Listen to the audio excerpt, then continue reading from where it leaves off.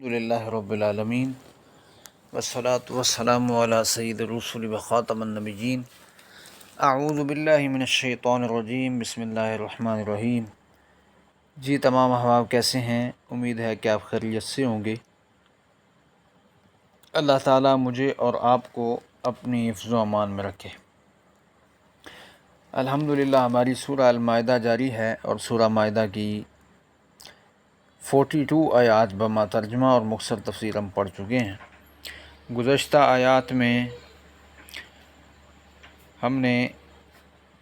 یہودیوں کے حوالے سے اور منافقین کے حوالے سے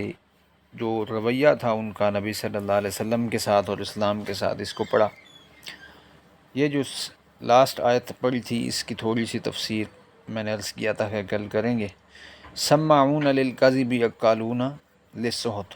بہت زیادہ وہ سننے والے ہیں جھوٹ کو یا جھوٹی باتیں، اور بہت زیادہ وہ کھانے والے ہیں حرام۔ اس حرام میں سب کچھ ہی آ جاتا ہے۔ جو یہود کے ہاں بھی حرام تھا لیکن وہ اس سے اپنے دین کو بدل کر حلال کر چکے تھے، مثلا سود وغیرہ اور اسی طرح دیگر چیزیں، چوری، شراب، سب چیزیں جس کو اللہ تعالیٰ نے حرام کیا، بہت زیادہ کھانے والے ہیں یہ لوگ۔ پھر آگے فرمایا فَإِنْ حَاجُّوكَ فَاحْكُم بَيْنَهُمْ، اگر وہ آپ کے پاس فیصلہ لے کر آئیں تو فَاحْكُم بَيْنَهُمْ، آپ ان کے درمیان فیصلہ کر دیں، او اعرض عنہم، یا آپ اعراض کر لیں، نہ کریں فیصلہ تو پھر بھی ٹھیک ہے۔ اچھا، یہاں پہ یہ بات ہے کہ جو اس وقت جب یہ آیت نازل ہوئی تھی تو تب یہودیوں کی جو حیثیت تھی نا، وہ اس طرح تھی کہ مسلمانوں نے، نبی علیہ السلام نے ان کے ساتھ ایک معاہدہ کر رکھا تھا صلح کے ساتھ رہنے کا، تب یہ آیت نازل ہوئی۔ اور ایک ہوتا ہے ذمی، یعنی اسلامک سٹیٹ کے اندر، اسلامی ملک کے اندر غیر مسلم اقلیتیں ہوں اور ان کو ذمی کہا جاتا ہے، تو اس کے ایک اپنے حقوق ہوتے ہیں، اور وہ فیصلہ جو ہے وہ اسلامی عدالت کے اندر ہی لے کر آئے گا، اپنے مقدمے کا فیصلہ کروانے کے لیے مقدمات اپنے اسلامی عدالت کے اندر پیش کرے گا۔ لیکن یہ بات اور ہے، یہاں پہ اختیار دیا گیا ہے۔ اب بھی اگر کسی اسلامی ملک کا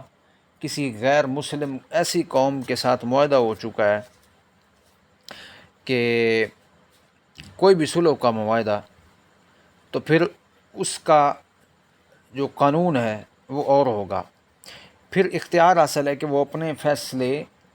اسلامی عدالت سے کروائیں یا نہ کروائیں، تو حکومت کو بھی ان کے فیصلے کرنا ضروری نہیں ہے، اگر وہ اپنی خوشی سے آ جاتے ہیں تو ٹھیک ہے۔ اسی طرح نبی علیہ السلام کو یہ اختیار دیا گیا کہ آپ اعراض کر لیں تو تب بھی ٹھیک ہے، آپ ان کے درمیان فیصلہ کر دیں تو تب بھی ٹھیک ہے، اور اگر آپ اعراض کریں گے تو پھر بھی یہ آپ کا کوئی نقصان نہیں کریں گے، کیونکہ یہ آپ کو اختیار حاصل ہے۔ اور اگر آپ کریں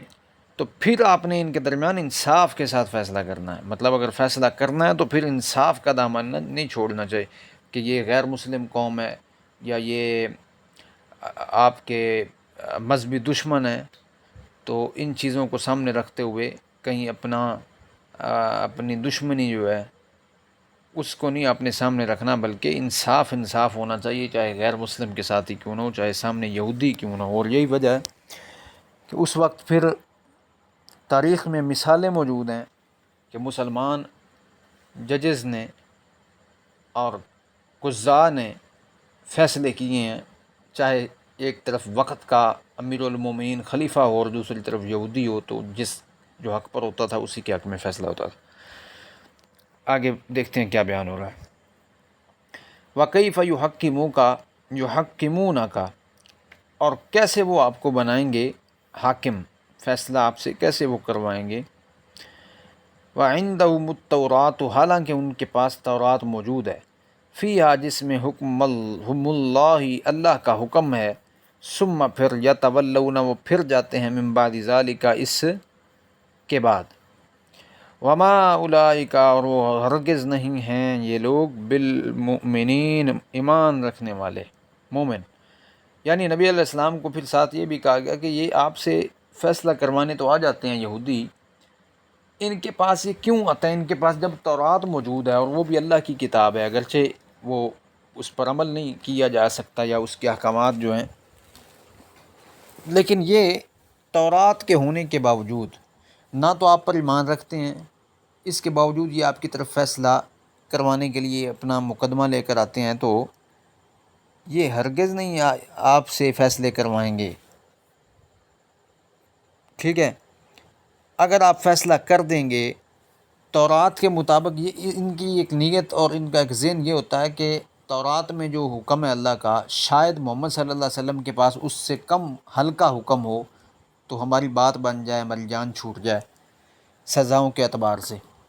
جس طرح وہ واقعہ بھی آیا حدیث کے اندر، جو ہم نے پیچھے ذکر بھی کیا، کہ ایک عورت اور مرد کو جنہوں نے زنا کیا تھا نبی صلی اللہ علیہ وسلم کے پاس لایا گیا یہودیوں میں سے،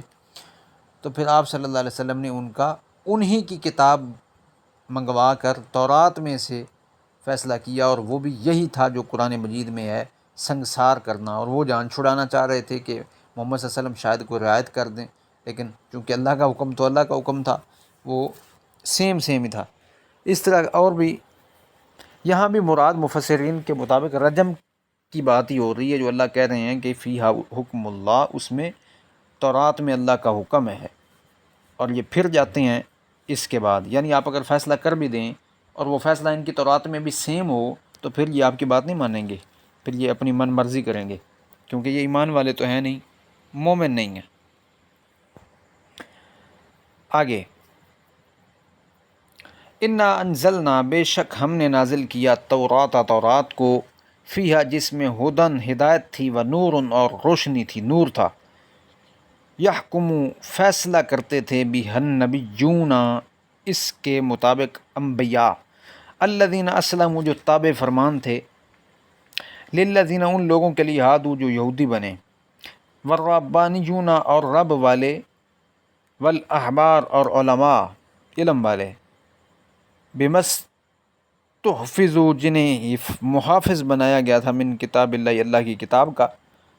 وکانوا اور وہ تھے، علیہ اس پر، شہداء گواہ، فلا تخشوا الناس پس تم نہ ڈرو لوگوں سے، وخشونی اور مجھ ہی سے ڈرتے رہو، ولا تشتروا اور نہ تم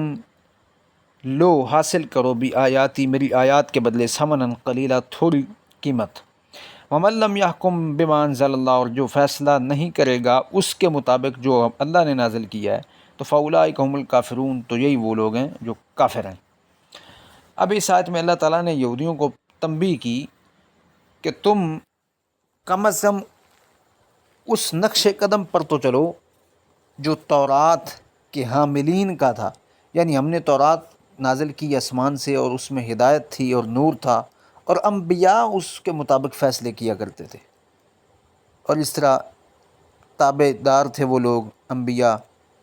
یہودیوں کے لیے فیصلے ہوتے تھے، للذین ہادو، اور اس طرح رب والے اور علماء۔ اب یہاں پہ بات سمجھنے والی یہ ہے کہ حضرت موسیٰ علیہ السلام کو اللہ نے تورات عطا کی، اور اس کے بعد حضرت عیسیٰ تک کئی پیغمبر آئے، اور ان کو نئی کتاب نہیں دی گئی، بلکہ وہ اسی تورات پر عمل کرواتے رہے، اور اسی کے مطابق اپنی قوم کے فیصلے کرتے رہے۔ تو یہ وہ بات ہو رہی ہے کہ یہ سارے انبیاء تورات کے مطابق جو فیصلے کرتے رہے ہیں، تمہیں کیا تکلیف ہے؟ تو اس کے بعد یہ ہے کہ حضرت عیسیٰ علیہ السلام کو بھی باقاعدہ کوئی کتاب الگ سے نہیں دی گئی، بلکہ تورات ہی کے احکامات کو زندہ کرنا تھا انہوں نے بھی، ٹھیک ہے؟ اور یہ جو ربانیون اور علماء تھے، اور یہ اللہ کی کتاب کے محافظ بنائے گئے، مطلب یہ کہ جو انبیاء تورات پر عمل کرواتے تھے اور فیصلے کرتے تھے، پھر جب درمیان میں گیپ آ جاتا تھا اور نبی نہیں ہوتے تھے، تو اپنے جانشین بنا کر جاتے تھے، اللہ کی کتاب کے محافظ بنا کر جاتے تھے تورات کے، کہ تم نے اس قوم کو بھٹکنے نہیں دینا، بلکہ حفاظت کرنی ہے اللہ کی کتاب تورات کی، اور ان کو اسی کے مطابق تم نے فیصلے کرنے ہیں۔ یہ تھے علماء اس وقت کے، انبیاء کے صحابہ میں سے۔ اب تورات کا تو جو حفاظت کا ذمہ تھا وہ تو لوگوں کے سپرد کیا گیا، لیکن قرآن مجید جو ہے اس کی حفاظت کا ذمہ سورہ الحجر کے اندر آتا ہے کہ انا نحن نزلنا الذکر وانا لہ لحافظون، ہم نے اس ذکر کو، قرآن کو نازل کیا اور ہم ہی اس کی حفاظت کرنے والے ہیں۔ اگرچہ اللہ نے بھی علماء کے ذریعے ہی حفاظت کا ایک بندوبست کیا، لیکن آپ اندازہ کر لیں کہ تورات میں کس طرح تحریف کی گئی، اس کے ماننے والوں نے ہی اس کو بدل کے رکھ دیا، لیکن قرآن مجید کی کیسے اللہ تعالیٰ نے حفاظت کی ہے۔ یہ فرق ہے بمستحفظو، وہ لوگ اس کی حفاظت کرتے تھے تورات کی، اور اس کی حفاظت، قرآن مجید کی حفاظت کا ذمہ اللہ تعالیٰ نے لیا۔ وقانوا علیہ شہداء، اور وہ جو لوگ تھے جانشین تھے انبیاء کے، وہ اس پر گواہ بھی تھے۔ گواہ سے مراد یہ ہے کہ وہ اللہ کی طرف سے نازل ہونے کے گواہ تھے کہ یہ تورات اللہ کی کتاب ہے، اس کے مطابق عمل کرو۔ فلا تخشوا الناس، اب یہاں پہ یہودیوں کو یہ تلقین کی جا رہی ہے کہ لوگوں سے مت ڈرو، اللہ سے ڈرو، مجھ سے ڈرو۔ یہ جو تم غلط فتوے دیتے ہو اور چند ٹکوں کی خاطر، یہ آگے بات وہ بھی آ رہی ہے کہ میری آیات کے بدلے تھوڑی قیمت وصول لیتے ہو اور غلط مسئلے بتاتے ہو، چھپاتے ہو محمد صلی اللہ علیہ وسلم کی آمد کی خبریں اور پیشین گوئیاں اور یہ سب کچھ یہ چھپاتے ہو، تو اس دنیا کے لیے کر رہے ہو، لوگوں سے ڈر رہے ہو نا، تو دنیا کی بجائے اس اگلی دنیا کے لیے تیاری کرو، یہ تو عارضی ہے، بالکل قلیل ہے، تو مجھ ہی سے ڈرو، میرا تقوی پیدا کرو، جس کی عدالت میں تمہیں ایک ایک چیز کا حساب دینا ہوگا۔ یعنی یہودیوں کو بالخصوص کہا جا رہا ہے، اور بالعموم سارے مسلمانوں کو بھی یہ خطاب، یہی خطاب ہے کہ اللہ ہی سے ڈرنا چاہیے، لوگوں کی پرواہ نہیں کرنی چاہیے حق بات کو بیان کرنے میں۔ اب انہوں نے، جو ان کے پیشوا تھے، انہوں نے غلط مسئلے بتانے اور تورات کے مطابق بھی اپنی قوم کو صحیح بات نہیں بتانی، جس طرح آج بھی معذرت کے ساتھ ہو رہا ہے۔ اکثر جو علماء سو ہیں وہ اسی طرح کر رہے ہیں، جن کی روٹی دین کے ساتھ وابستہ ہے اور وہ سچ بات نہیں بتاتے۔ ان کو پتہ ہے آج ہم کوئی بات ایسی کر دیں گے تو ہماری دکانداری جو ہے وہ بند ہو جائے گی۔ تو یہی معاملہ جو ہے وہ بنی اسرائیل کے اندر بھی تھا کہ وہ حق بات بتاتے نہیں تھے، کہ لوگ مسلمان ہو جائیں گے، سارے محمد صلی اللہ علیہ وسلم کا کلمہ پڑھ لیں گے تو پھر بات تو ساری، ہمیں عالم کس نے ماننا ہے اور ہمارے پیچھے کون لگے گا، یہ بات تھی۔ تو میری آیات کے بدلے تھوڑی قیمت مت لو، یا تھوڑی قیمت نہ وصولو، مراد یہ نہیں ہے کہ زیادہ قیمت لے سکتے ہیں، مطلب یہ کہ اتنا ہلکا نہ لو کہ مطلب غلط چیز بتا کر پیسے لے رہے ہو جو تم۔ اس کے مخاطب جو ہیں وہ بھی یہود ہیں۔ وَمَن لَّمْ يَحْكُم بِمَا أَنزَلَ اللَّهُ، اور جو فیصلہ نہیں کرتا اللہ کے حکم کے مطابق، یعنی جو چیز اللہ نے نازل کی ہے قرآن کے مطابق، وہ کافر لوگ ہیں۔ اس سے مراد بھی یہودی ہیں، اور وہ کافر ہیں جو اس وقت قرآن مجید کا فیصلہ ماننے سے انکار کر دیا کرتے تھے۔ آج بھی اگر کوئی مسلمان حاکم یا قاضی قرآن مجید کا یا قرآن و حدیث کا انکار کر کے فیصلہ کسی اور طرف سے دیتا ہے تو پھر وہ بھی کافر ہے، اس کے کافر ہونے میں کوئی شک نہیں۔ لیکن یہ کفر کا فتویٰ جو ہے یہ ہر بندے پر، ہر کسی کو لگانے کی ضرورت نہیں ہے، یہ بڑے سنگین معاملات ہوتے ہیں اور یہ بڑے علماء کا کام ہوتا ہے، وہ ساری جانچ پڑتال کے بعد طے کیا جاتا ہے کہ کون کافر ہے اور کون مسلمان ہے، ورنہ معاملہ بڑا گڑبڑ ہے۔ یہ تھا جی ہمارا آج کا سبق۔ اللہ تعالیٰ عمل کی سمجھنے کی توفیق عطا فرمائے، قرآن مجید کو ہمارے لیے آسان بنا دے، دنیا آخرت میں کامیابی کا باعث بنائے۔ وآخر دعوانا الحمد للہ رب العالمین۔